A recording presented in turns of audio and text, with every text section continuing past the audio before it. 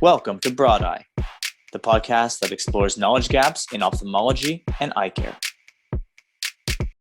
Hello, everyone, and welcome to another episode of the Broad Eye podcast. My name is Sean Maloney, and today I am going to be interviewing a very interesting gentleman named Mike May. Mike is the Chief Evangelist of Goodmaps. He was the founder and former CEO of Sendero Group. He is a Paralympic downhill skier and world record holder. He has started a number of companies. He's done quite a number of interesting things. So our conversation is going to go a lot of different directions. Mike, welcome to the show. Nice to be here, Sean. It's hard to introduce you. Look at your biography, and you seem to have. Seems like what you've touched turned to gold. So I'm sure this will be an awesome conversation. So I was hoping you could just start off by sharing with us the story of your vision loss from a young child and to where you are now. Like, what happened, and anything you want to share along the way. Yeah, I have a unique story in that I was sighted until age 3.5, and I went blind from a chemical explosion. Just bizarre circumstances blew me up and left me with over 300 stitches in my little 3-year-old body. And I was lucky to live. I was totally blind with a little bit of light perception for most of my life. And I just grew up accepting blindness. I had a wonderful mother who didn't pamper me, partially because she had 5 kids, and it's hard to pamper anybody when you've got that many little ones running around, and also a single mom with a job. So I grew up in that kind of very positive influence. Then, coincidentally, at the age of 46, I was offered a stem cell transplant. It was a combination of a cornea transplant and stem cell. And between the two operations, I got a little bit of vision back. And all of a sudden, I went from no vision to low vision, and started this whole journey of figuring out, well, what is that about, and what can I see or not see? And it's more complicated to explain how that evolved, but that happened in 2001, and I've been learning about vision, low vision, and how that works with my braille and mobility skills ever since. So the surgery, when you talk about the chemical burns to the corneas, and you have this surgery done 43 years later. Is it that your brain has to relearn to see? Is that, because the eye, everything's, I say fine. Maybe I'm wrong there. But can you comment on that a little bit? Well, I always thought of vision as low, medium, and high. And as I learned, it's much different than that. It's much more complicated. And so my vision turned out to be a very interesting hybrid, in that my brain can detect motion extremely well. So if something's moving, I can see it better than if it's stationary. I can see colors really well, but I have no depth perception and no detail or face recognition.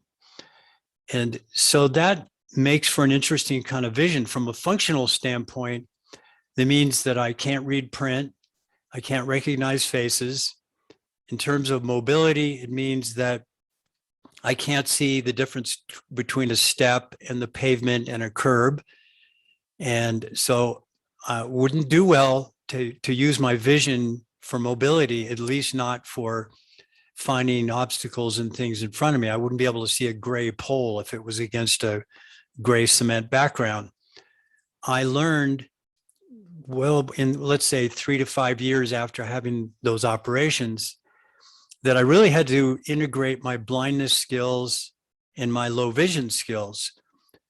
It was kind of an interesting situation, because when you get some vision back, you start thinking, okay, well, now that I can see, I'm going to operate as a low vision person. But as we know, and not every low vision person operates the same. We all operate differently.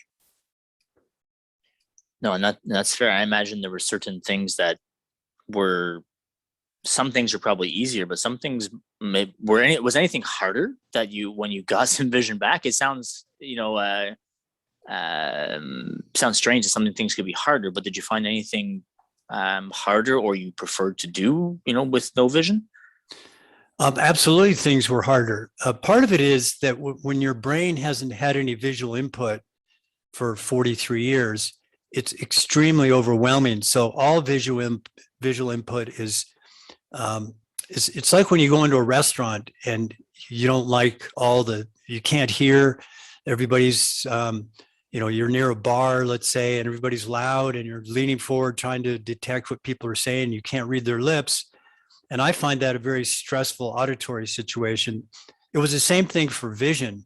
All of a sudden, my brain's being bombarded with all of this visual stuff. And, a good 70% of our brain's capacity is working on visual information. And my brain wasn't used to that. So I was overwhelmed by everything visual. Well, that's fair. And some things are coming back to me also just as you're talking, because there's a book written about you I'd like to talk about called Crashing Through a number of years ago. This is actually one of the first audiobooks I ever read. I actually got it on CD from my local library because I discovered that they would rent these CDs. And it's not that it's that old, the book, but it was available on CD at the time. And I remember some of the stories that were told, in the book about, you in the car and vehicles, passing by, and it was almost like overwhelming. You would prefer to have your eyes closed and whatnot. Can you talk a little bit about the book? Like, how did the book become a thing? There was a lot of interest in my story because there's very few people who had had a vision restoration after long-term blindness that was documented, on the order of 20 people over a couple hundred years. So I had tons of media attention. There was a Nature Neuroscience article in 2003 that generated a lot of media. So next thing I know, I had Robert Kurson called me up and said he wanted to consider doing a book about me. And I said I wasn't interested. And he was very persistent. And I agreed to see him in person. He came out, we talked. And shortly after that, his previous book called Shadow Divers hit the best-selling list. And then he wrote an article about me to kind of test the waters, and came out in Esquire magazine, and it won a national magazine award. And so all of these factors kind of pointed me to the fact that this was a very skilled writer, and that if I was going to have anybody write my story, he was the one. And so he did that. It took a couple of years before all the interviewing of me and everybody that I knew, because I was worried that he'd get the blindness piece wrong. But he interviewed every blind friend and colleague and family member. He does amazing research. And when the book came out in 2007, it was a bestseller. And it was among the top 50 books on Amazon for that year, up against books like, Bill Clinton's book and a lot of other famous ones. What were you worried about that he would get the blindness wrong? What do you mean by that? Well, as anybody who's blind that's had a story done about them in the media, things often get sensationalized. And so I was worried about that. It was a very deep, sensitive subject. And since I'm working in the blindness industry with my navigation technology, I thought, well, boy, if he screws it up, this could ruin my livelihood, because different organizations like the National Federation of the Blind or others could be really annoyed with me. And that's not a good thing when you're trying to work in that industry. Not to mention, just from a personal standpoint, I don't want them saying things that are incorrect, which can happen in the media. Yeah, the media can do that. You can say some things that are incorrect sometimes. I had a guest on the podcast previously, and she was saying how sometimes when people get sensationalized, it has a double-edged sword, right? In some ways, it's encouraging for people who have low vision or blindness to say, "Wow, look at all the great things that people can do." But then, the flip side of that coin is that when you're saying, "Wow, look at all these people doing amazing things. They're hiking the top of the mountains and setting world records, and I'm struggling to, not knock over a wine glass when I go home, or some of the basic functions in life too, right? So it's a double-edged sword, and it's important to point at the human side of people who are superhuman, I guess. You're absolutely right, Sean, and that is the issue, that most people are newly blind and they're struggling, and they hear a super blind story and they get discouraged. And the last thing I'd ever want to do is have that sort of influence. But in your book, I remember that too, and this is probably a dozen years ago when I read this. I remember stories about knocking over wine glasses and stuff too, right? I've certainly knocked over my fair share of wine glasses as well, being visually impaired. Although I've migrated to stainless steel wine glasses, just to my porcelain floor in the kitchen is not forgiving. So the stainless steel wine glasses tend to work well. You talked about your navigation software or technology. Is this Goodmaps? Well, it's been everything all along. I mean, as a blind person, there's nothing more important than how well you get around. I think we should have a scale of life acuity rather than visual acuity, because your ability to experience life both recreationally and in terms of career is based on how well you get around. How good is your mobility, your orientation, and your freedom and enjoyment about getting out and about. And so 1995-ish is when I first started working on accessible navigation, and that evolved through various formats, including launching the Sendero group in 2000, different platforms. But the bottom line was always the same, which is give me some location information and some routing directions, and I have alternatives to the passerby on the street who may or may not know the information that I need, and they're not a very reliable form of directions. So how does Goodmaps work, I guess? I'm not familiar with Goodmaps. If you can talk about that a little bit. Yeah, well, the mobile phone apps have been adding to more and more accessibility, navigation accessibility products over the last almost 10 years. I think we came out with the first one in 2012 on the iPhone, which is called Seeing Eye GPS in the US and Canada. And that's still available. And then I left the navigation industry for a couple of years to do some nonprofit management projects at the Seattle Lighthouse and then Envision in Wichita, Kansas. And when the company Goodmaps was spun off from American Printing House for the Blind in 2019, I realized this was a great opportunity to get back into it, start afresh, and do something new.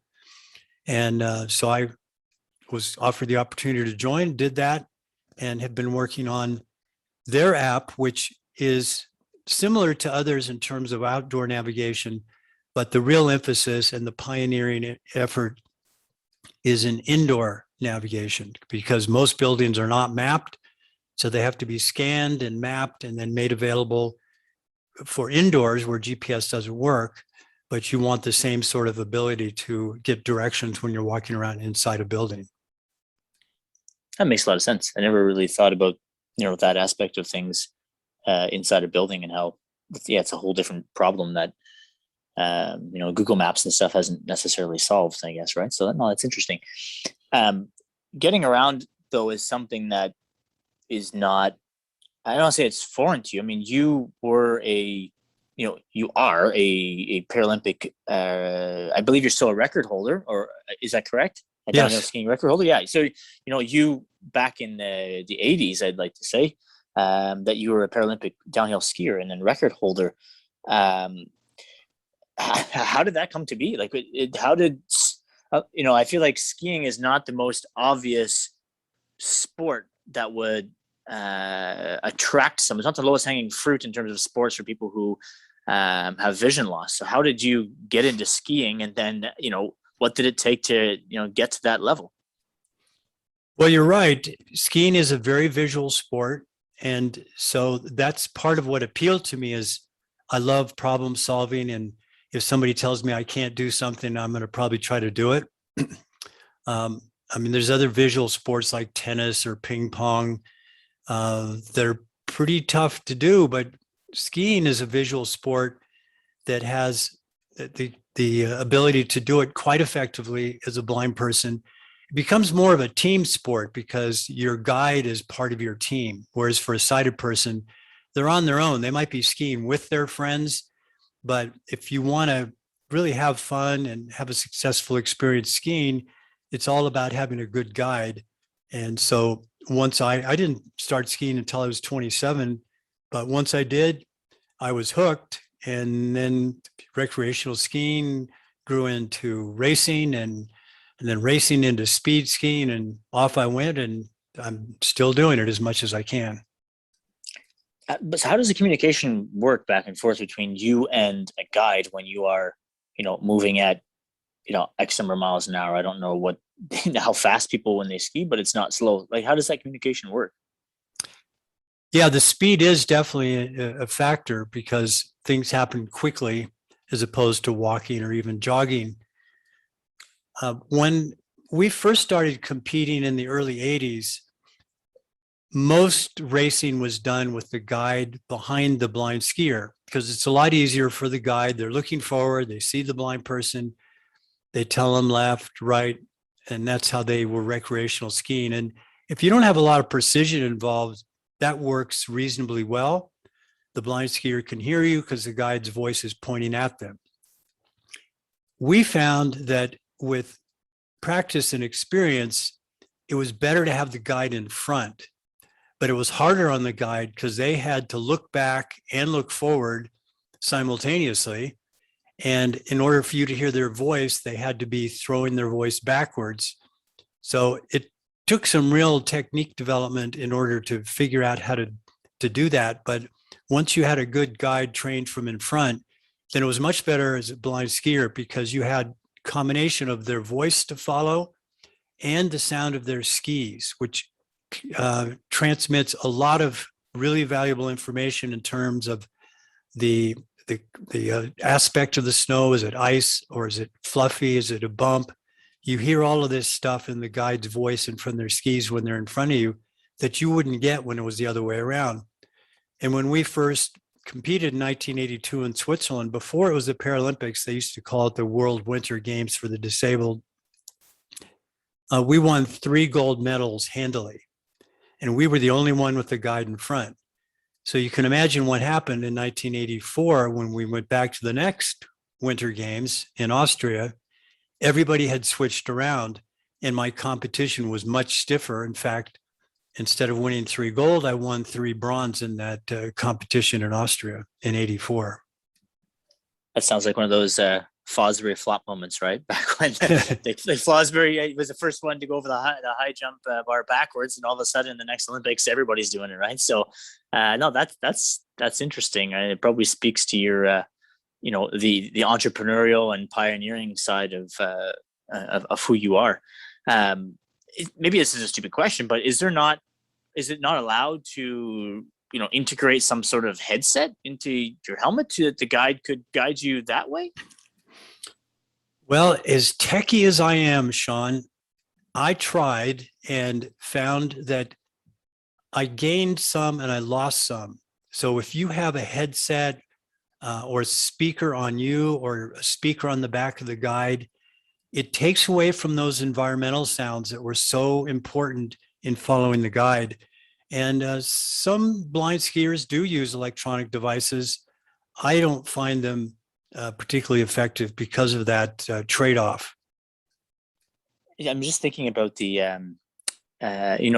Bose headphones that when Bose made and they teamed up with Microsoft. Yeah, those are the headphones, the sunglasses. That have you tried those before? Have you seen those where the speaker is basically built into the arms of the glasses? So I have some.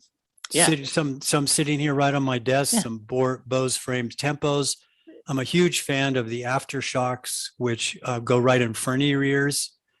And those are great, but you still, if you're hearing the sound from those things right next to your ears, it's going to mask the environmental sounds from the guide's skis and from their voice. Because when they're swinging their head around, you get some spatial information that you just can't get electronically remotely.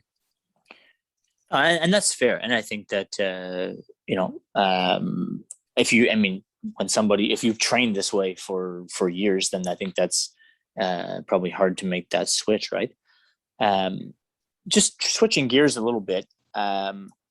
You're the only person I've ever talked to. I think you've met any U.S. presidents, but you've met 5 of them.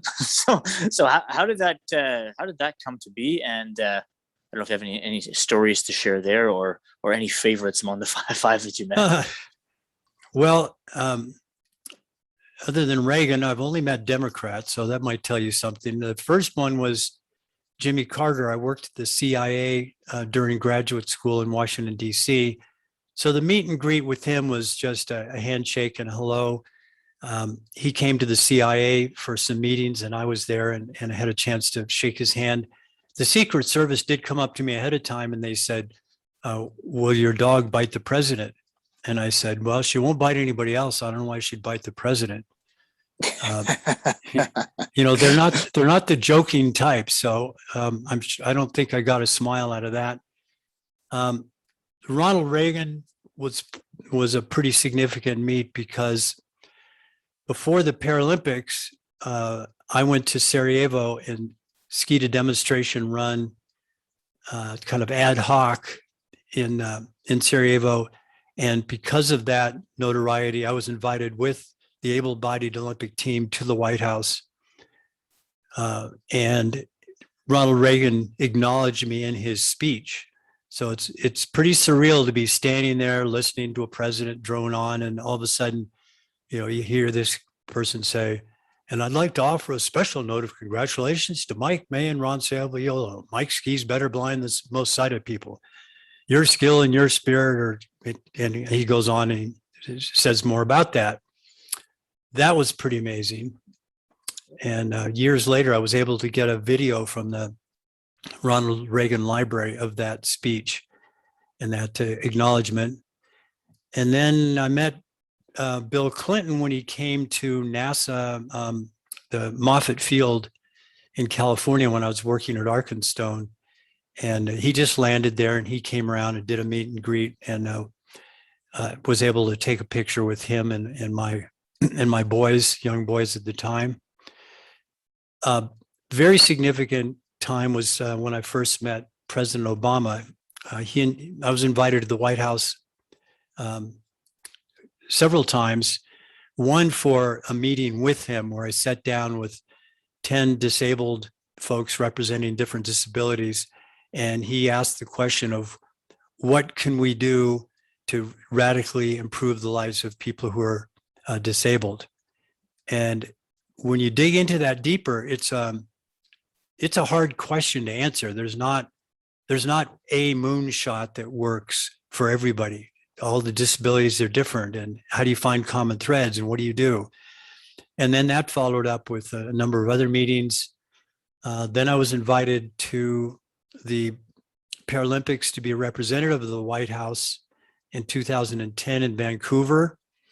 And after that, we went to the White House and met with President Obama and Michelle Obama, the Bidens, and a couple of other folks. So that's really when I met Joe Biden. I haven't met him as a president, but I could say I've met 5 presidents.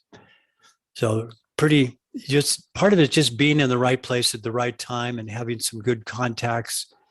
There was a wonderful guy named Kareem Dale who was head of disability affairs for President Obama, and I got to be good friends with him, and he certainly was instrumental in getting me into some of these meetings. The CIA.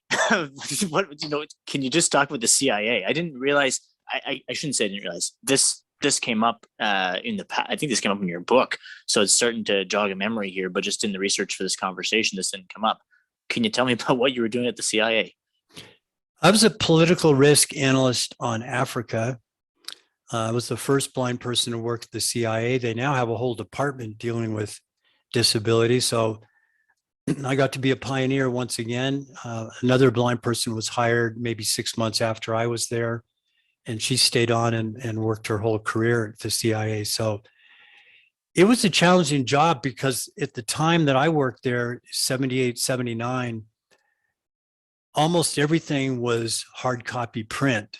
So when an analyst would go into work each day, you'd get a stack of cable traffic a foot high. And so how do you deal with that as a blind person? And the answer to that was that when I got hired, Admiral Turner, the head of the CIA, he came to me and he said, "We want this to be successful. We will do whatever it takes so that you have an accessible job. You let me know if there's any problem." So when you have that top-down kind of support, you can imagine it might be tough, but it's going to work out, and it did. That's pretty amazing. It's I guess for anybody listening to our conversation, it's starting to become obvious why someone wanted to write a book about you. I feel like any one of these chapters of your life could be a book on its own. Life today, Mike. What's now that you have for the last 20 years have recouped some vision.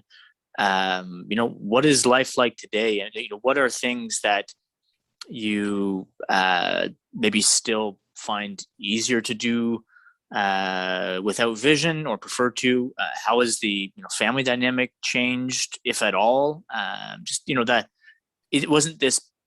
I get the impression it wasn't this panacea, like, wow, I got some vision back and life is miraculous and everything's wonderful.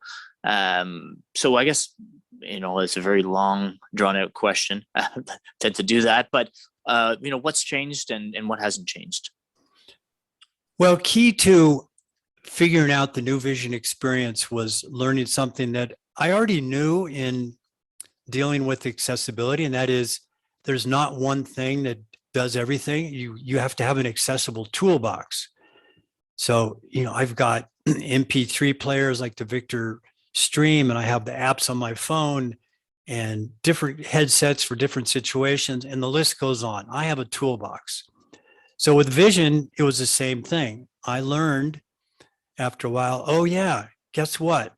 I need an accessible vision toolbox. So for example, my new vision was good when it came to landmarks. So I'm walking down the street, I'm using my dog or my cane for what's in front of me.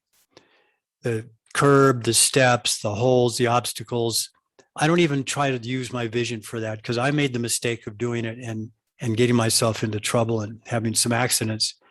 But I learned that, hey, if I just rely on my blindness skills, I can look around, I can see, oh, there's a yellow house. So that means I need to turn left at this street. So I used my vision for landmark information. Another good example is walking through an airport and I'm looking for a restroom. You can listen, you can smell, we all have our blindness techniques for finding these things, but I could use my vision and see, okay, there's a doorway, and I get a little bit closer and I see some sort of dark plaque that's right at chest level, which is normally where those plaques are, but I couldn't read it, but I could reach up and feel with my hands and read the Braille, men or women. So that's a perfect example of using vision to locate that plaque, because how do you know where it is otherwise if you're totally blind? You don't. That's a problem with Braille doorways and Braille elevators and all these things. You don't know where the Braille is. So the integration factor with vision is something that I had to learn to do, and I still find different situations where I find the best of both worlds. And that's been a big part of how it's worked into my life after 20 years. And I still have firsts, not as many as I used to have. The first time I saw stars, the first time I saw a person, all these things, but sometimes there still are first, and I still enjoying those things. It's the low vision is now more in the background, and I'm a Braille reader.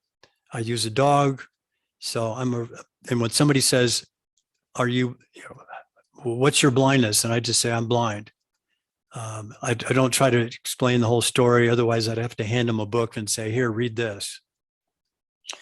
You're one of the few people who could hand them a book though, and say, here, read this, right? So, listen, Mike, this has been fun. Your stories are certainly inspirational and down to earth, and seeing the down to earth side of you at the same time, I think is nice, and something that the audience, myself included, certainly enjoy. So I just want to thank you for taking the time to share your stories with us today. Yeah, and Sean, I think it's important to note that in terms of getting around, the ultimate goal, the life goal for me, was to have GPS and these apps be free and ubiquitous. So ubiquitous GPS is around the world, but it's not indoors yet. So that's why that's a new frontier, to provide that navigation indoors. It's not always free. There can be costs associated with these things. So I think there's still a lot of work to be done in terms of indoor navigation and making this available worldwide and making it free. So it's just a tool that we have along with our cane or our dog as part of our accessible toolbox. How can people learn more about Goodmaps and what you're doing and get involved? Yeah, goodmaps.com. The app is called Explore, so you can get the app for free. Goodmaps, one word, space Explore, in Android and iOS. Crashingthrough.com will get you to my story and other personal links and videos and so forth. Oh, great. So we'll, in the show notes, we'll link to those resources. So listen, I want to thank you, Mike, for joining me here today. It's certainly been a pleasure. Thanks for having me on. Enjoyed it. Thanks, Sean. And that concludes today's episode of the Broad Eye Podcast. If you enjoyed this episode, please be sure to subscribe on your favorite podcast platform. Of course, ratings and reviews are always welcome. And you can certainly share this episode with any of your colleagues or friends who might enjoy it. Thanks for listening.